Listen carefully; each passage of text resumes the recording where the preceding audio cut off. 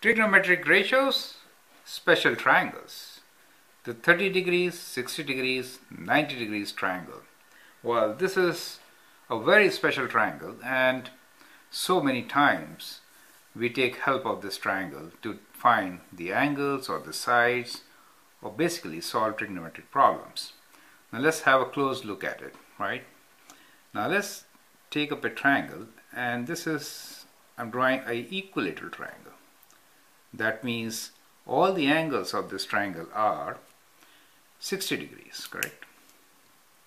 Equilateral triangle was 60 degrees angle, correct? And let us say each side is 2 units long. And here I will write 60 degrees in radians. In radians you write 60 degrees as pi over 3, correct? Now, if I bisect the vertical angle here, like this for example, then we get two triangles, two congruent triangles. Now in these two triangles, since this each angle was 60 degrees, when we bisect it, we get 30 degrees angle, correct? And that is 90 degrees.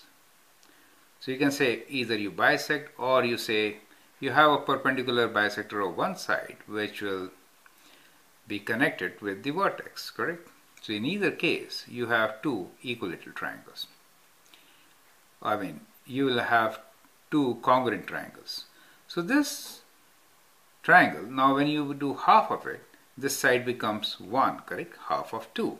So now it has hypotenuse as 2 units and one of the sides as 1. So what will be the altitude or the height of the triangle? Using Pythagorean theorem, we can find this height, 2 square minus 1 square square root. So let me write 2 square minus 1 square square root, which means 4 minus 1 square, right? Which is square root 3. So this side is square root 3. Now, if you see this triangle as a 60 degrees triangle from angle from here, then sine of 60 should be what? Sine of 60 should be square root 3 over 2. And what can be sine of 30? Sine of 30 will be opposite side 1 over hypotenuse 2.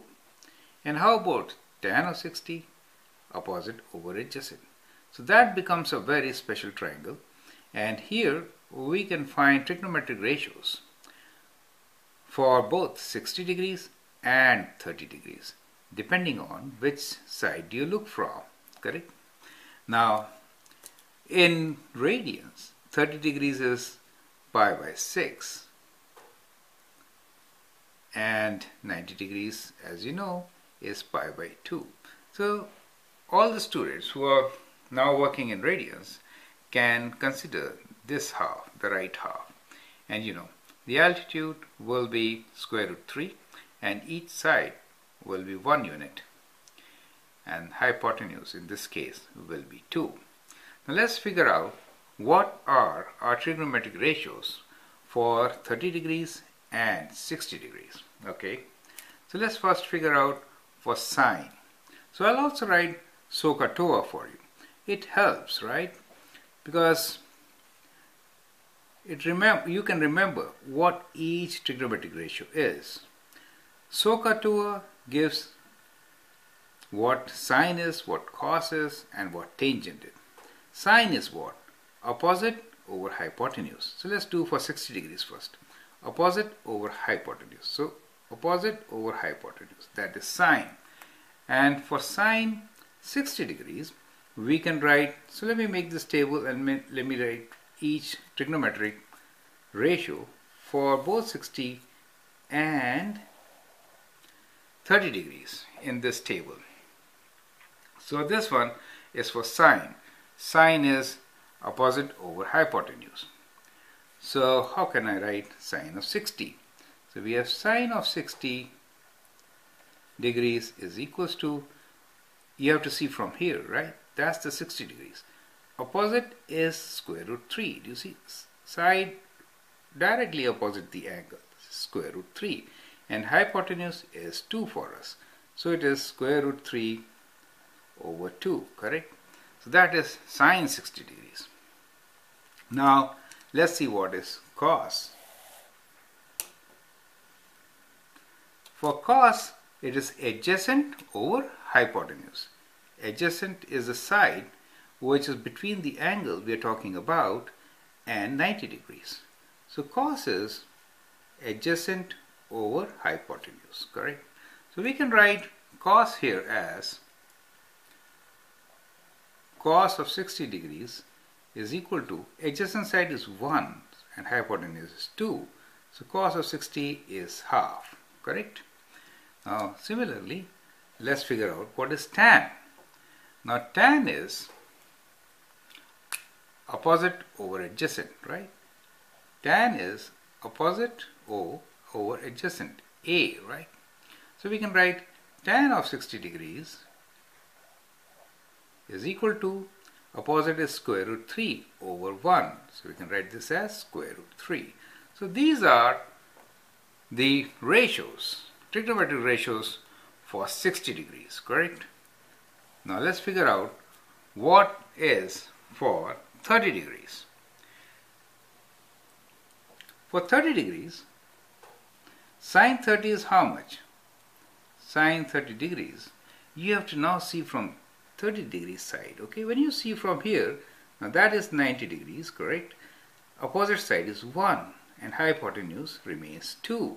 So for sine 30, it is 1 over 2. How about cos 30? Cos 30 is adjacent over hypotenuse, correct? Square root 3 over 2, right? Cos of 30 degrees is equals to square root 3 over 2. How about tan of 30 degrees? Tan of 30 degrees, opposite over adjacent. So tan of 30 degrees is equals to 1, which is the opposite of 30 degrees, and adjacent of square root 3. So tan 30 degrees is 1 over square root 3.